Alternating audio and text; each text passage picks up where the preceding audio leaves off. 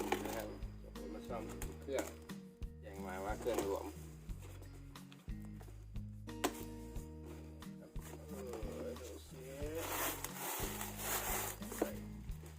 เรียกลูกค้าจะส่งเครื่องมาซ่อมนะครับบอกว่าแกะไม่ออกก็เลยส่งมาทั้งคันเลยดีจะได้เช็ครถด้วยนะครับ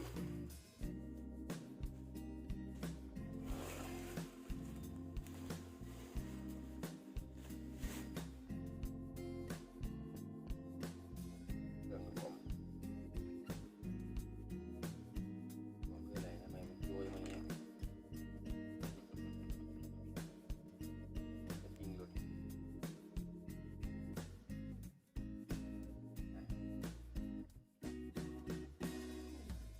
เครื่องอะไรเอ่ย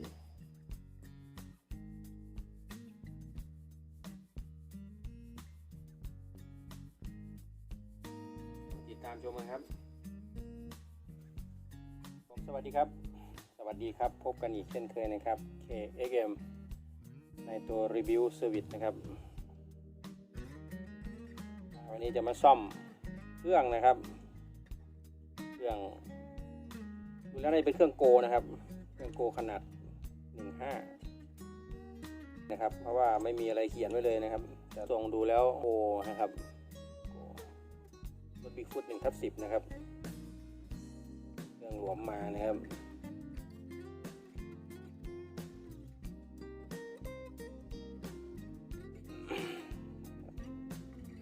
แล้วลูกก็ยังสวยอยู่นะครับลูกปลอกยังสวยนะครับ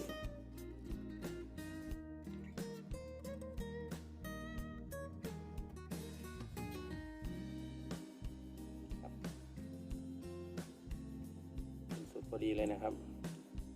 ว่าช่วงกำลังอัดเขาจะหลวมมากเลยนะครับหลอกแหลกเลยแหละ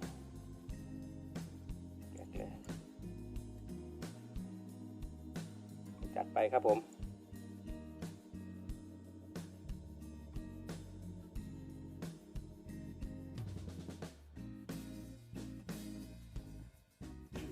ครับสวัสดีครับ KXM ในโตรีวิวเซอร์วิสนะครับวันนี้มาเครื่องนะครับขนาด 1.5 นะครับอยู่ในรถ 1/10 นะครับรถบิ๊กฟุตนะครับหลังจากที่ซ่อมฟิตมาเป็นที่เรียบร้อยนะครับเดี๋ยวจะมาเทสรันอินนะครับผม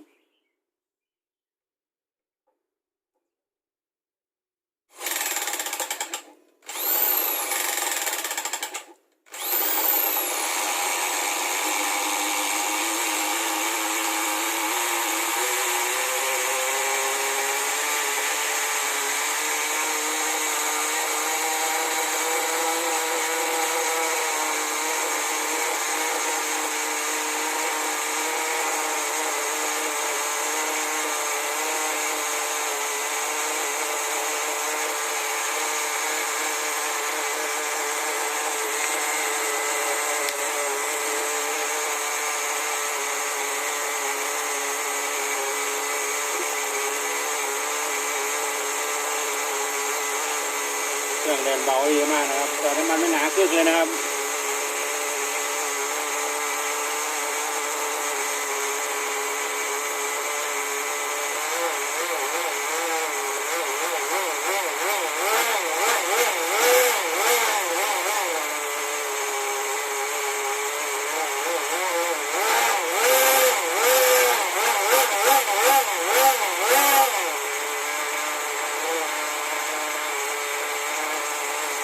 เร่งมากไม่ได้นะครับ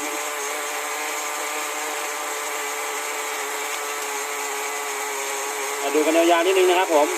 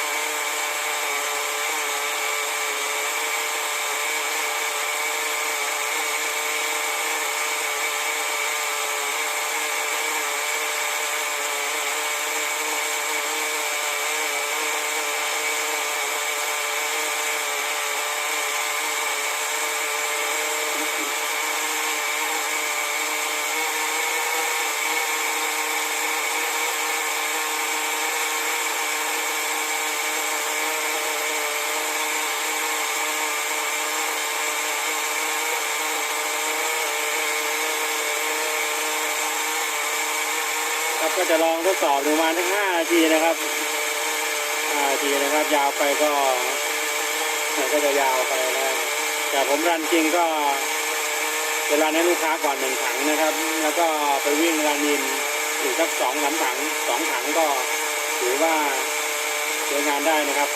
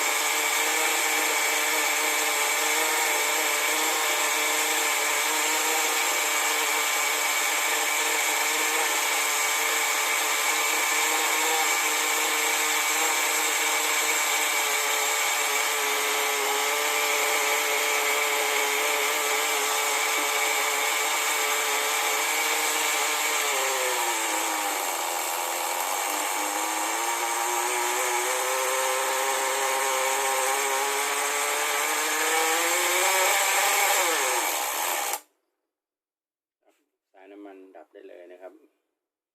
ก็เสร็จเรียบร้อยนะครับสำหรับเครื่อง15นะครับเครื่องบักกี้1/10นะครับลูกค้าได้ส่งมาซ่อมฟิตใหม่นะครับผม